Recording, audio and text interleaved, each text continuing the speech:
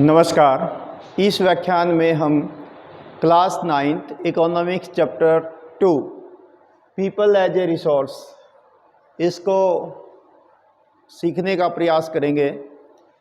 सबसे पहले इसमें बात आती है कि पीपल एज ए रिसोर्स। सबसे पहले बात आती है कि रिसोर्स क्या होता है। Everything we used in our life, प्रत्येक वस्तु जिसका हम अपने जीवन में प्रयोग करते हैं वो एक रिसोर्स है। और यहाँ पर चैप्टर कहता है कि पीपल यानी ह्यूमन, आदमी जो है वो एक रिसोर्स है। कैसे? तो हम इस चैप्टर में इसी बारे में पढ़ेंगे। तो सबसे पहले कहता है chapter people as a resource is an the effort of the explain population as the asset, यानी मनुष्य स्वयं एक एसेट है, संसाधन है। किस नॉलेज के द्वारा, स्किल के द्वारा हम मनुष्य को एक रिसोर्स बना सकते हैं और वो इकोनॉमी में अपनी एक लायबिलिटीज़, जिम्मेवारी के रूप में काम करेगा, तो मनुष्य एक रिसोर्स कहलाएगा। आगे कह रहा पॉपुलेशन बिकेम ह्यूमन कैपिटल, और मनुष्य जो है एक जनसंख्या, एक कैपिटल बन जाता है, पूंजी बन जाता है, ह्यूमन पूंजी बन जाता है, मानव पूंजी बन जाता है। कैसे? यदि उसमें इन्वेस्टमेंट कर दिया जाता है। किस चीज़ में? एजुकेशन, यानी उसको शिक्षित कर दिया जाए, उसको ट्रेनिंग दे दी जाए, और उसको मेडिकल यानी उसका स्वास्थ्य अच्छा हो। तो जो स्टूडेंट विद्यालय में, कॉलेज में स्टडी करते हैं तो उसका रिजल्ट जो है हमारे जीवन में लाइफ टाइम तक हमें मिलता रहता है, और वो स्वयं के जीवन में भी सुधार करता है और समाज के लिए भी और देश के लिए भी रिसोर्स के रूप में काम करता है। तो आगे कहता है कि वास्तव में human capital is the stock of skill and productivity knowledge. तो वास्तव में क्या होगा कि जब हम एजुकेशन लेंगे, अपने स्वास्थ्य का ध्यान रखेंगे, अपने स्वास्थ्य का केयर करेंगे, तो ह्यूमन कैपिटल के रूप में हमारा जो स्किल है वो इम्प्रूव होगा। क्योंकि एजुकेशन लेंगे तो उसका हमें विभिन्न प्रकार का सीखने को मिलेगा, तो हम अपनी किसी स्पेसिफाइड स्किल को इम्प्रूव कर सकते हैं, और वो उसके कारण से उस स्किल के आधार पर हम जीवन में कोई भी काम करेंगे, और प्रोडक्टिविटी जो नॉलेज होगी हमारी वो एक स्टॉक के रूप में समाज के और व्यक्तिगत जीवन में भी काम आएगी। जैसे मान लो मैं अपना ही एग्जांपल दूं कि मान लो मैंने एक अच्छी शिक्षा प्राप्त की और मैं जो है टीचिंग लाइन में आया, और अपनी शिक्षा के आधार पर अब अपने स्टूडेंट को, आप लोगों को शिक्षा दे पा रहा हूं, तो ये एक प्रकार का स्टॉक है और ये एक प्रकार की प्रोडक्टिविटी भी है। और अपने स्किल और अपने टैलेंट के आधार पर हम ये काम जीवन में आगे बढ़ा सकते हैं। तो ऐसे ही बहुत सारे काम हैं जिसके कारण से मनुष्य एक ह्यूमन कैपिटल बन जाता है। तो अब बात आती है कि पीपल एज ए रिसोर्स में क्या होता है कि जो कंट्री की वर्किंग पॉपुलेशन होती है, हम उसको प्रोडक्टिविटी में, स्किल में, एबिलिटी में, योग्यता में बदल देते हैं। और इसके लिए हमने क्या करना पड़ता है कि जो पॉपुलेशन है उसको शिक्षित करके, उसके स्वास्थ्य में इन्वेस्टमेंट करके, और वो देश के लिए एक प्रकार की एसेट बन जाती है। और वो देश की जो ग्रॉस नेशनल प्रोडक्ट है, GNP है, ग्रॉस नेशनल प्रोडक्ट, सकल राष्ट्रीय उत्पाद, उसमें महत्वपूर्ण भूमिका निभाते हैं। यानी सीधी बात ये है कि इस चैप्टर में आप सीखेंगे ह्यूमन एज ए रिसोर्स, मानव एक संसाधन कैसे है। और वो संसाधन बनेगा जब हम अपने भोजन पर, अपनी एजुकेशन पर और अपनी हेल्थ पर ध्यान रखेंगे। इसके लिए व्यक्तिगत जिम्मेवारी के साथ साथ माता पिता और समाज की जिम्मेवारी भी बनती है कि, और सरकार की जिम्मेवारी भी बनती है कि हम रिसोर्स को इम्प्रूव करें। तो यहाँ आता है कि ह्यूमन रिसोर्स बन जाता है एजुकेशन के आधार पर, हेल्थ के आधार पर। ह्यूमन कैपिटल इंफॉर्मेशन, मानव पूंजी सूचना के रूप में ये काम करता है। और ये फिजिकल पूंजी जो देश के संसाधन है, भौतिक रूप के संसाधन है, उनको वो एक यूजेबल कर देता है। जैसे मैं एग्जांपल दूं कि ये डिजिटल बोर्ड अपने आप में कुछ नहीं कर सकता जब तक मैं इस पर, या आप या हमारे साथी शिक्षक इस पर काम ना करें। और जब हम ये काम करते हैं तो ये मेरा डिजिटल बोर्ड, ये हमारा मोबाइल कैमरा आपके लिए एक रिसोर्स के रूप में काम आता है। यानी हम अपनी नॉलेज के आधार पर किसी भी वस्तु को एक एसेट के रूप में बदल सकते हैं, एक रिसोर्स के रूप में बदल सकते हैं। और इसके लिए हमने क्या करना पड़ता है? एजुकेशन लेनी पड़ती है, ट्रेनिंग करनी पड़ती है, अपने हेल्थ का केयर करना पड़ता है, और हम ये एक प्रकार का इन्वेस्टमेंट है जो हमें फिजिकल पूंजी के रूप में बाद में आउटपुट देता है। जैसे हम फिजिकल पूंजी में, यानी कहीं पर कोई हमने बुक खरीदनी है, कोई कंस्ट्रक्शन करना है, या स्कूल बनाना है, मकान बनाना है, तो वो एक प्रकार की फिजिकल पूंजी है। तो जैसे उसमें हम इन्वेस्ट करते हैं, तो हमें नॉलेज में भी, स्किल में भी इन्वेस्टमेंट करना पड़ता है। तो ऐसे में यदि हम कहें तो डायरेक्टली जो जितना लोग ज़्यादा शिक्षित होंगे, जितना हम एजुकेशन में पैसा इन्वेस्ट करेंगे, यानी एक प्रकार की केवल नॉट ओनली मनी, नॉलेज भी इम्प्रूव करेंगे, तो उतना ही बढ़िया आउटपुट हमारे सामने आएगा। यानी जितना हायर एजुकेशन हम ले पाएंगे या कोई स्किल इम्प्रूव अपने अंदर कर पाएंगे, तो उसी आधार पर हम प्रोडक्शन भी दे पाएंगे। इसी प्रकार से जैसे यहाँ पर एक फिजिकल एग्जाम्पल दिया गया है कि 1966 में इंडियन गवर्नमेंट ने ग्रीन रेवोल्यूशन अपनाया।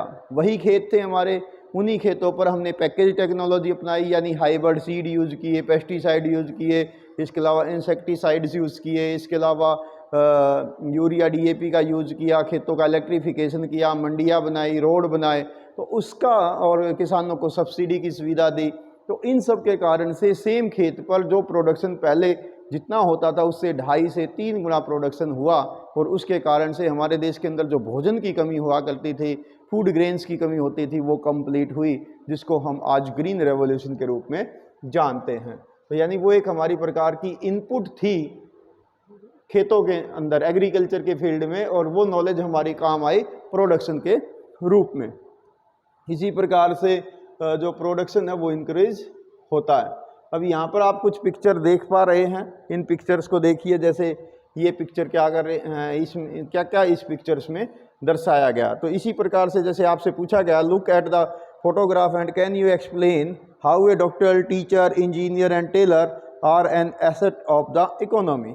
ये आपसे पूछ रहा है कि जैसे इस पिक्चर में आप देख रहे हैं डॉक्टर है, इसमें टीचर हैं, इसमें इंजीनियर है और इसमें टेलर है, तो ये देश के लिए रिसोर्स कैसे हैं। अब डॉक्टर जो है पूरे के पूरे जो भी उनके पास जाएगा उनके स्वास्थ्य का ध्यान रखेंगे, उनको मेडिसिन ट्रीटमेंट देंगे। टीचर जो है वो सभी प्रकार के नॉलेज इंप्रूव करने के लिए बच्चों की सहायता करते हैं और बच्चों को देश के एक यूजफुल रिसोर्स के रूप में, ह्यूमन कैपिटल के रूप में कन्वर्ट करने की ताकत रखता है।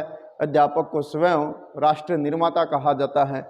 इसी प्रकार से इंजीनियर जो हैं वो विभिन्न प्रकार के काम करते रहते हैं, और टेलर जो है ये विभिन्न प्रकार के कपड़ों की सिलाई करके रेडीमेड्स गारमेंट्स बनाते हैं, जिससे हमारा समाज सभ्य होता है। तो इस प्रकार से ये देश के लिए एसेट हैं।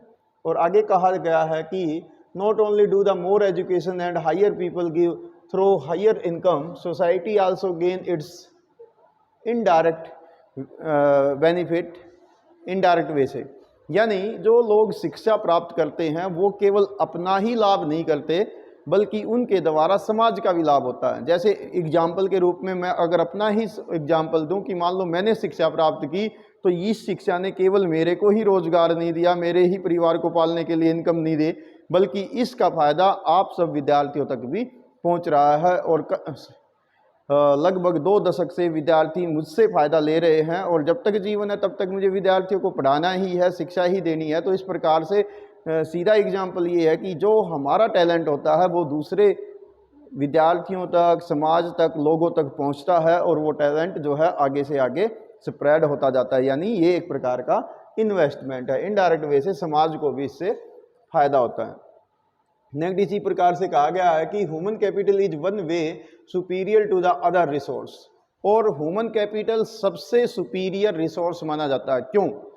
क्योंकि जब मनुष्य के अंदर स्किल होगा, टैलेंट होगा, तो ही वो बाकी के रिसोर्सेज को यूज कर सकता है। जैसे फॉर एग्जांपल अगर मान लो किसी को ये बोर्ड चलाना ही ना आए, तो ये तो अपने आप में तो रिसोर्स है ही, बट वो अनयूजफुल हो जाएगा यदि हमारे पास स्किल एंड नॉलेज नहीं है।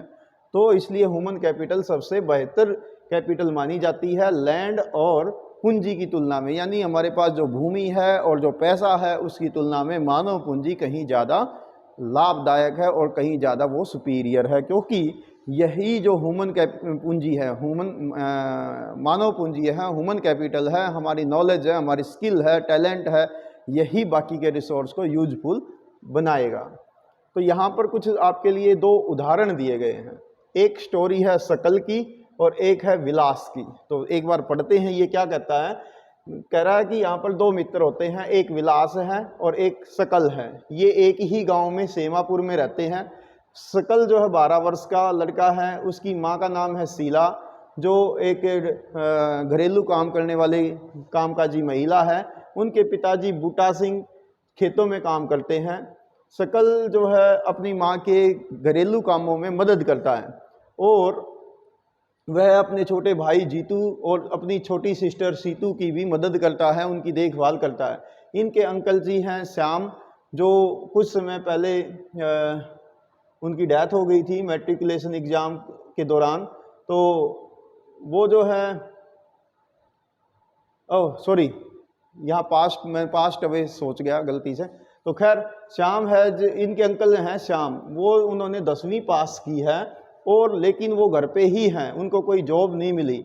और इनके पिताजी, सकल के पिताजी बूटा सिंह और उनकी माता शीला जो हैं, वो टीचिंग को लेकर, पढ़ाई को लेकर, शिक्षा को लेकर बड़े जागरूक हैं। तो वो सकल को कहते हैं कि आप जो है आगे अपनी पढ़ाई जारी रखिए, ठीक है। और बाद में ये सकल को कहते हैं कि आप कोई अपना हिसाब से जो भी आपको कोर्स पसंद है वो कोर्स कर लीजिए। तो सकल क्या करता है कि एक कोर्स कर लेता है इंजीनियरिंग का, कंप्यूटर इंजीनियरिंग खासकर। तो सकल वोकेशनल कोर्स लेता है कंप्यूटर नॉलेज को इम्प्रूव करने के लिए, और उसके आधार पर वो बहुत मेहनत करके पढ़ाई पढ़ता है। मेहनत करके पढ़ाई पढ़ने के बाद उसको वहाँ पर उसमें एक अच्छी जॉब मिल जाती है एक प्राइवेट कंपनी में। और प्राइवेट कंपनी में वो अपने टैलेंट के आधार पर, अपनी स्किल के आधार पर, अपनी नॉलेज के आधार पर इतना बढ़िया काम करता है कि उसकी जो प्राइवेट फर्म है उसके अंदर वो एक सॉफ्टवेयर को डिजाइन करता है, जिसके कारण से उसकी फर्म की जो इनकम है वो कई गुना बढ़ जाती है, उसकी सेल जो है काफ़ी इम्प्रूव हो जाती है। इसके कारण से वहाँ का जो मालिक है, उस फर्म का मालिक है, वो इनकी एप्रिसिएशन करता है, एप्रिसिएट करता है इनके काम को और इनको प्रमोशन दे देता है। इस पिक्चर में आप देख रहे हैं सकल का जो है जो जीवन शैली है वो किस प्रकार से चेंज होती है। नेक्स्ट ऐसा ही एक कहानी है विलास की। तो विलास जो है वो उसी गांव सेवापुर का रहने वाला है, सकल के गांव का ही, 11 साल का लड़का है। और विलास के पिता महेश जो है वो एक मछली पालक हैं और his father passed away when he was only 2 year old. और जब ये विलास 2 साल का था तब इनके पिताजी की डेथ हो जाती है। इनकी माता गीता जो है वो मछली बेचकर थोड़ा बहुत पैसा कमा लेती है। उस पैसे के आधार पर वो जो मछलियां हैं वो किसी लैंड ओनर का पौंड है, वो किसी मालिक का है जिसके उस पर वो मछलियां वो करती है। She brought fish from the land owner pond, वो किसी गांव के जो तालाब बनाने वाला है, कोई ओनर है पौंड का, तालाब का, उससे वहाँ से मछली लेती है और उसको बाज़ार में नियर बाई की मंडी में बेच देती है। इससे वो लगभग हर रोज़ 150 रुपये कमा लेती है। विलास एक रोगी हो जाता है अर्थराइटिस का। अर्थराइटिस में क्या होता है कि ज्वाइंट पेन होता है, ज्वाइंट अकड़ जाते हैं। और उसकी माँ जो है, his mother could not afford, और उसकी माँ के पास इतनी इनकम नहीं है कि वो विलास के अर्थराइटिस के लिए किसी अच्छे डॉक्टर को कंसल्ट कर सके, यानी उसका महंगा जो इलाज है वो नहीं करा पाती है। He could not go to school either, और विलास जो स्कूल नहीं जा पाता है। और वो he was not interested to study, और उसकी पढ़ाई में कोई रुचि भी नहीं थी, जबकि सकल की पढ़ाई में रुचि थी। He helped mother to cooking, और वह अपनी माँ की भोजन पकाने में मदद करता है। And also looked after his younger brother Mohan, और वह भी अपने छोटे भाई, जैसे सकल अपनी बहन सीतू और अपने छोटे भाई जीतू की मदद करता है, तो हालांकि विलास भी अपने छोटे भाई मोहन की मदद करता है। After some time his mother fell sick, और उसकी माँ जो है कुछ टाइम के बाद बीमार गिर जाती है, बीमार हो जाती है। And there was no one to look after her, और उसके घर में उनकी देखभाल करने वाला कोई नहीं होता है। तो ऐसी कंडीशन में there was no one in the family to support them, और उसके परिवार में कोई भी उनको मदद करने वाला नहीं है। इस कंडीशन में विलास क्या करता है, वो मछली बेचने के लिए मजबूर हो जाता है, यानी उसकी माँ जो काम करती थी वही काम वो करने लग जाता है। ओनर से मछली लेता है, उसको पास की मंडी में बेचता है, जिससे उसको 150 रुपये पर डे की इनकम हो जाती है।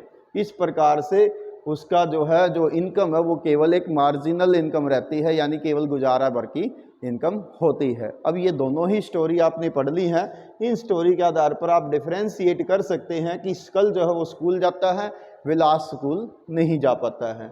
इसी प्रकार से सकल जो है वो फिजिकली स्ट्रॉन्ग है, मेंटली स्ट्रॉन्ग है, उसके अंदर टैलेंट है, स्किल है, पढ़ा लिखा है, उसके आधार पर वो किसी फर्म में नौकरी प्राप्त करता है और उसको कभी भी डॉक्टर के पास जाने की ज़रूरत नहीं है, क्योंकि उसका एक नियमित दिनचर्या है, उसको कोई किसी प्रकार का रोग नहीं है। जबकि विलास को जो है अर्थराइटिस का रोग हो जाता है। इसी प्रकार से सकल जो है कंप्यूटर की डिग्री प्राप्त करता है, जिसके आधार पर उसको फर्म में नौकरी मिलती है, नौकरी के आधार पर वो बहुत अच्छा काम करता है और अपनी फर्म में प्रमोशन पाता है और उसकी फर्म की भी इनकम कई गुना उसके टैलेंट पर बढ़ जाती है और उस इनकम से वो अपने परिवार की भी मदद करता है। ठीक है। जबकि विलास जो है उसकी कंडीशन दयनीय है, क्योंकि उसकी माँ की ही इनकम होती थी और माँ बीमार हो जाती है तो उसको खुद मछली बेचने का काम करना पड़ता है। अब यहाँ पर आप देखते हैं कि सकल और विलास के जीवन में एजुकेशन ने वेरी इंपॉर्टेंट रोल निभाया है। सकल ने शिक्षा प्राप्त की तो उसके अंदर क्वालिटी जनरेट हुई, उसके अंदर स्किल आया, उसके अंदर टैलेंट इंप्रूव हुआ, उसके आधार पर उसको जॉब मिली, जॉब के आधार पर उसको प्रमोशन मिला, उसकी इनकम कई गुना बढ़ गई। जबकि विलास जो है उसके पास इस प्रकार की कोई भी चॉइस नहीं थी। डेली काम करेगा तो इनकम होगी, नहीं काम करेगा तो वो 150 रुपये भी उसको नहीं मिलने वाले हैं, क्योंकि वो एक अनऑर्गेनाइज्ड एम्प्लॉय बन के रह गया, यानी डेली बेसिस पर ही उसको काम करना पड़ेगा। जबकि विलास जिस फर्म में काम करेगा उसकी छुट्टियां भी निश्चित होंगी, काम के घंटे भी निश्चित होंगे और उसका टाइम टू टाइम प्रमोशन भी होता चला जाएगा। इस प्रकार से यहाँ पर क्लियरली समझ में आता है कि शिक्षा किस प्रकार से इम्पोर्टेंट रोल निभाती है। ठीक है, तो ये आपने दोनों की कहानी पढ़ ली, तो इससे आपको क्या सीख मिलती है?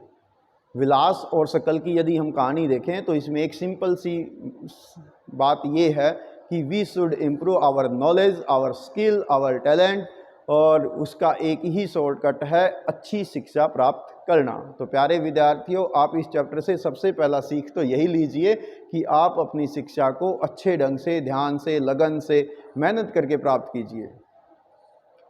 तो ये चैप्टर का आज हमने केवल इतना हिस्सा पढ़ा है, बाकी का हिस्सा हम कल पढ़ेंगे। Thanks, have a nice day.